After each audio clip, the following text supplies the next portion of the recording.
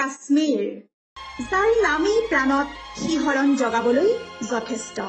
প্ৰকৃতিৰ ভূস্বৰ্গ, ফুৰি ভালপোৱা মানুহৰ বাবে সপোনপুৰী।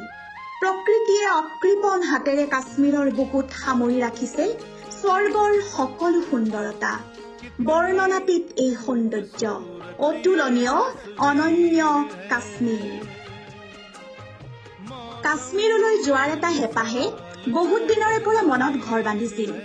অৱশেষত 2019 চনৰ মাৰ্চ মাহৰ 20 তাৰিখে কাশ্মীৰলৈ বুলি টিকেট কটা হৈ গৈছিল যদিও আমাৰ যাত্ৰাৰ 1.5 মাহমানৰ আগতে হঠাতে কাশ্মীৰত সংঘটিত হৈছিল পুলৱামা কাণ্ড। প্ৰায়বোৰ পৰ্যটকেই কেনচেল কৰিছিল বিমানৰ টিকেট, হোটেলৰ অগ্ৰিম বুকিং। পৰিস্থিতিৰ ওচৰত সহজতে হাৰ মানিব নোখোজা মোৰ মনটোৱে কিন্তু শেষলৈকে অপেক্ষা কৰি মনৰ হেঁপাহক উৰিবলৈ সুযোগ দিছিল। অনিশ্চয়তাক সাৱটি হেঁপাহক সম্বল কৰি আমি উৰা মাৰিছিলো শ্ৰীনগৰ অভিমুখে। যিমানে শ্ৰীনগৰৰ বিমানবন্দৰত অৱতৰণৰ বাবে বিমানখন তললৈ নামিছিল, এক অবুজ শিহৰণত পুলকিত হৈ উঠিছিল মনবোৰ। বিমানবন্দৰত ভৰি থৈ থপ থপকৈ কঁপিছিলো মাৰ্চ মাহৰ এটা ৰৌদ্ৰোজ্জ্বল দিনতো। যাত্ৰা আৰম্ভ হৈছিল শ্ৰীনগৰ এয়াৰপৰ্টৰ পৰা আগতেই বুকিং কৰি ৰখা ডাল লেকৰ হাউচ বোট অভিমুখে। ডাল লেকৰ 12 নম্বৰ ঘাটতে আমাৰ বাবে অপেক্ষা কৰি আছিল হাউচ বোটৰ পৰা পঠিয়াই দিয়া এখন সুসজ্জিত চিকাৰা। ডাল লেকৰ অপৰূপ সৌন্দৰ্য স্বচক্ষুৰে প্ৰত্যক্ষ কৰি মনে কৈ উঠিছিল, স্বৰ্গও চাগে ইমানেই বিতোপন। নিউ চি পেলেচ হাউচ বোটৰ চাহিলৰ দেউতাক হুছেইন চাচাই আমি গৈ পোৱাৰ লগে লগে যাচিছিল কেশৰৰ গোন্ধেৰে মলমলাই থকা কাশ্মীৰী স্পেচিয়েল চাহ কাহৱা। হাউচ বোটত থকাৰ হাবিয়াস প্ৰথম গুলচন গুলফাম চিৰিয়েলখন সৰুতে টিভিত চোৱাৰ সময়তে এটা সপোন হৈ বুকুত ঘৰ বান্ধিছিল। সেই সপোনে বাস্তৱৰ ৰূপ পোৱাত স্বাভাৱিকতেই হৈছিল উলাহে নধৰা হিয়া।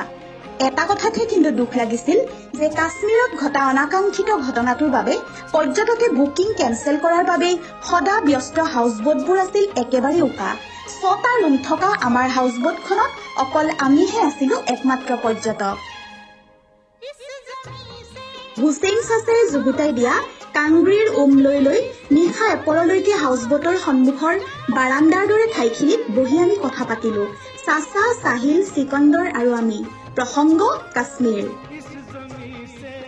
সৰু সৰু একোখন হাত নাৱত বা চিকাৰাত একোখন বেলেগ বেলেগ বজাৰ সামৰি ডাল লেকৰ বুকুত চিকাৰাবোৰ ঘূৰি ফুৰিল।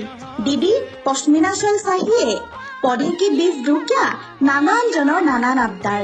মোক কিন্তু মুগ্ধ কৰি ৰাখিলে হাত নাও বাই পাৰ হৈ যোৱা ফিৰণ পৰিহিতা ধুনীয়া ধুনীয়া কাশ্মীৰী ছোৱালীবোৰে।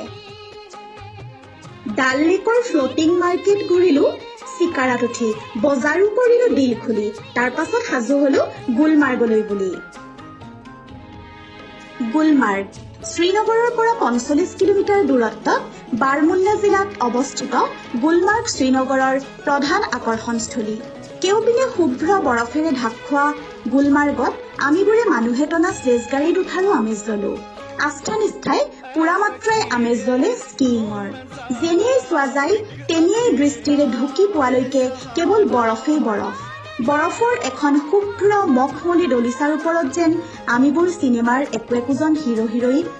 কাষতে চিনেমাৰ শ্বুটিং হৈ থকা দেখি চিনেমা ফিলিংছ এটাই নিজকো জোকাৰি গল। এইবাৰ আমি আগবাঢ়িলো কেবুল কাৰ ৰাইডৰ ফালে। গুলমাৰ্গত ইয়াক কোৱা হয় গণ্ডোলা ৰাইড। ওপৰৰ পৰা দেখা তলৰ শুভ্ৰ গুলমাৰ্গখনৰ সৌন্দৰ্য ভাষাৰে বৰ্ণাব নোৱাৰি। এই নান্দনিক দৃশ্য ছুইজাৰলেণ্ডতকৈ কোনো গুণেই কম নহয়। গোটেই দিনটো গুলমাৰ্গৰ অপৰূপ সুধা পান কৰি উভতি আহোঁতে কঢ়িয়াই আনিছিলো মনৰ কোঠৰীত আজীৱন সাঁচি ৰাখিব পৰাকৈ একোকি মিঠা অভিজ্ঞতা।